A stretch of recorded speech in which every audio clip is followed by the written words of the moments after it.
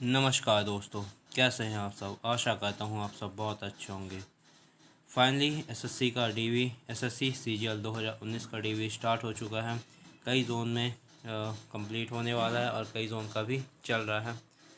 तो जैसा कि आपको जब आपका डीवी होगा तो आपको पोस्ट प्रेफरेंस फॉर्म ले जाना पड़ेगा, जहाँ पे कई सारे डिपार्टमेंट और उससे रिलेटेड पोस्टें इस बार 2019 पे आई हुई हैं। और इस बार देखा जाए सीजीएल में तो टोटल 8000 के समथिंग वैकेंसी है, जो कि बढ़ भी सकती है। और आपकी जो ये फाइनल वैकेंसी आएगी वो आपका जब फाइनल रिजल्ट आएगा उसके लगभग कुछ दिनों पहले आपको फाइनल वैकेंसी बता दी जाएगी। अभी टेंटेटिव वैकेंसी लाई है लगभग 8000 का समथिंग। तो ये है आपका पोस्ट प्रेफरेंस फॉर्म जो आपको ले जाना पड़ेगा। और इस पर सारे पोस्ट लिखे हैं। इस बार लगभग 53 डिपार्टमेंट से रिलेटेड पोस्टें आई हैं। तो अब अगर आपका डीवी है तो आपको ये सारी पोस्टों के बारे में जानना ज़रूरी है कि हमें कौन से पोस्ट भरनी है, पहले प्रेफर करना है और कौन सी बाद में, ताकि इन फ्यूचर हमें कोई दिक्कत ना हो। जैसा कि हमें पता है कई सारे इसमें हमें अगर हमारे नंबर अच्छे हैं तो हमें मनचाही पोस्ट मिल जाती है। लेकिन अगर हमारे कम नंबर हैं और हम अच्छी पोस्ट चाहते हैं या फिर जैसे इंस्पेक्टर या फिर समथिंग, और अगर जिनकी कट ऑफ ज़्यादा जाती है और हमारे नंबर अगर कम है तो हमें बाई चांस शायद वो पोस्ट मिल भी जाए, लेकिन जो हम स्टेट चाहते हैं, होम स्टेट या फिर आसपास, तो वो नहीं मिल पाता, जिस कारण हमें इन फ्यूचर बहुत सारी दिक्कत होती है। तो हमें पता रहना चाहिए कि ये जो भी पोस्टें हैं उनके थ्रू हमें कौन सा प्लेस मिलेगा, कौन सी स्टेट मिलेगी और किसकी कट ऑफ ज़्यादा जाती है और किसकी कम जाती है। तो उसके अकॉर्डिंग पोस्ट प्रेफरेंस हमें भरना रहता है। जैसा कि आपको पता ही होगा, यहाँ पे हमें अपना नाम लिखना पड़ता है, फिर उसके बाद रोल नंबर यहाँ पे, और फिर आगे प्रोसीड करना रहता है। और लास्ट में देखा जाए तो लास्ट में हमें यहाँ पे अपने सारे पोस्ट डालने पड़ेंगे, जैसे जो भी हमें चाहिए, income tax assistant, income tax inspector, CSS की चाहिए या फिर असिस्टेंट ऑडिटर समथिंग। तो हमें उस क्रम में इसको भरना पड़ेगा सारी चीज़ें, यहाँ पर 38 समथिंग। और यहाँ पे हमें अपना सिग्नेचर करना पड़ेगा और नीचे नाम और रोल नंबर। तो आइए जानते हैं वैकेंसीज़ के बारे में कि कौन कौन सी वैकेंसीज़ हैं। जैसा कि आपको डिवाइड कर दिया है, अगर इस वैकेंसीज़ को सारे डिवाइड किया जाए तो करीबन अपन 3 कैटेगरी में डिवाइड कर सकते हैं, 3 से 4 कैटेगरी में। जैसे पहला ही है असिस्टेंट ऑडिट ऑफिसर, मतलब AAO। और सेकंड वन देखा जाए तो JSO। इनके लिए तो स्पेसिफिक क्वालिफ़िकेशन चाहिए रहती है। मीन्स अगर आपने इन दोनों को फॉर्म फिल करते समय अगर यहाँ पे आपने अप्लाई किया होगा तभी आप इन दोनों पोस्ट को फिल कर सकेंगे, और इसकी अलग से कट ऑफ आती है। JSO के लिए जैसे कि चाहिए रहता है हमें स्टैटिक्स की डिग्री। तो अगर आपने इसे फिल किया होगा तो बहुत अच्छा है। और AA के लिए हम अकाउंटेंट के पेपर वगैरह देने होते हैं, अकाउंटेंट के पेपर, तो उसके थ्रू है।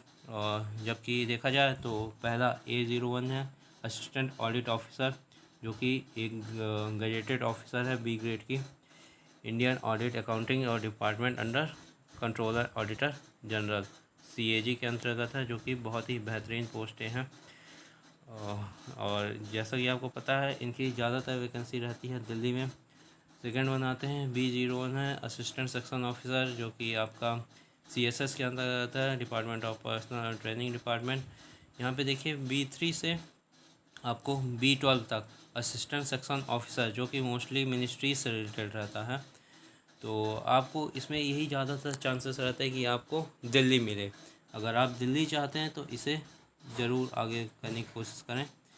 और जैसे कि असिस्टेंट सेक्शन ऑफिसर IB पे, assistant section officer ministry of railway, ministry of external affairs, MEA कह दिया जाए, जिसकी कट ऑफ काफ़ी ज़्यादा जाती है।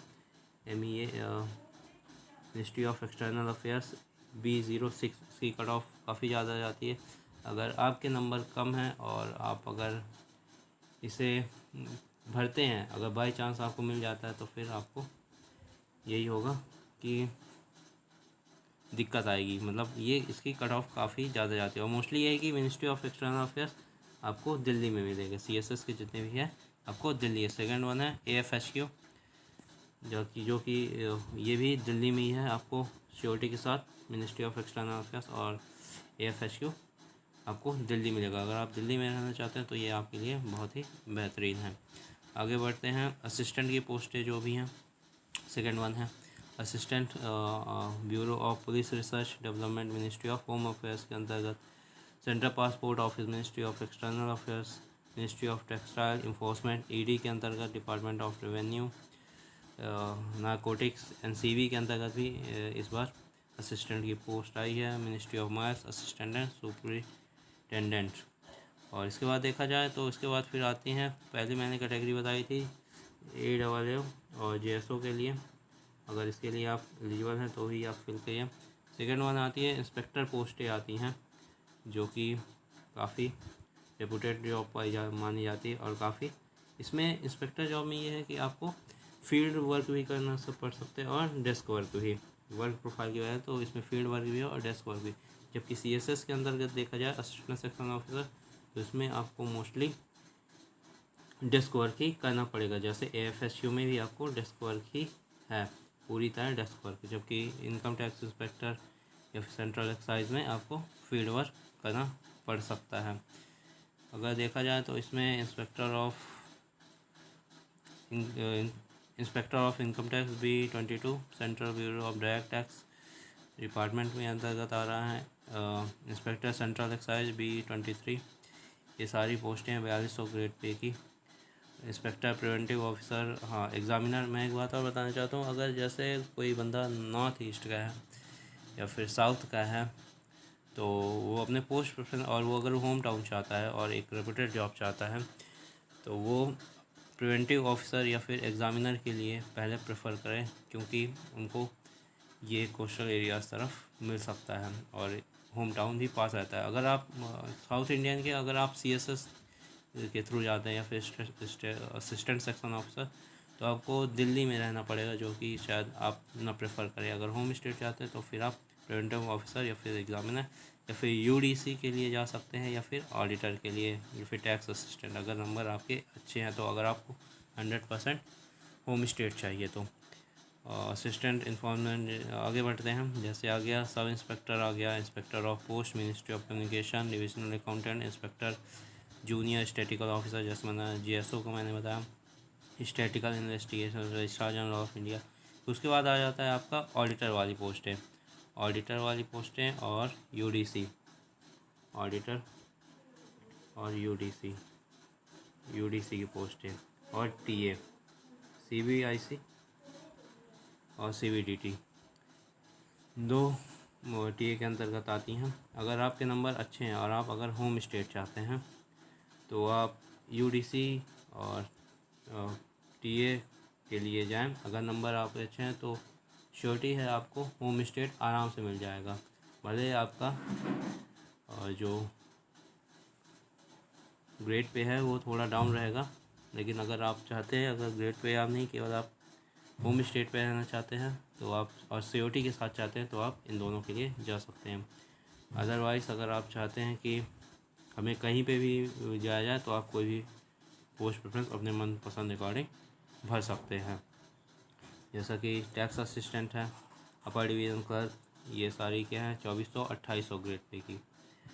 तो यही है इस बार सारी पोस्टें। और एक चीज़ मैं आपको और बताना चाहूँगा, जैसा कि ये आप देखिए, ये है स्किल टेस्ट से रिलेटेड कुछ फॉलोइंग्स जिसको आपको फॉलो करना पड़ेगा, और इसी के बेस पे आपका स्किल टेस्ट होगा। अगर आप UDC या फिर TA के लिए जाते हैं या फिर कुछ इंस्पेक्टर पोस्टों के लिए, अगर आपके नंबर कम है तो आप इसे ज़रूर अटेंड कीजिए और स्किल टेस्ट आप ज़रूर देने जाइए। तो जैसे कि पहला नंबर है डाटा एंट्री स्पीड आपकी जो होनी चाहिए, एग्ज़ाम्स ड्यूरेशन होगा 15 मिनट का, और स्किल टेस्ट एक ही स्किल टेस्ट होएगा। और इस बार जैसे कि आपको पता है स्किल टेस्ट इस बार क्या होगा, ऑनलाइन होगा।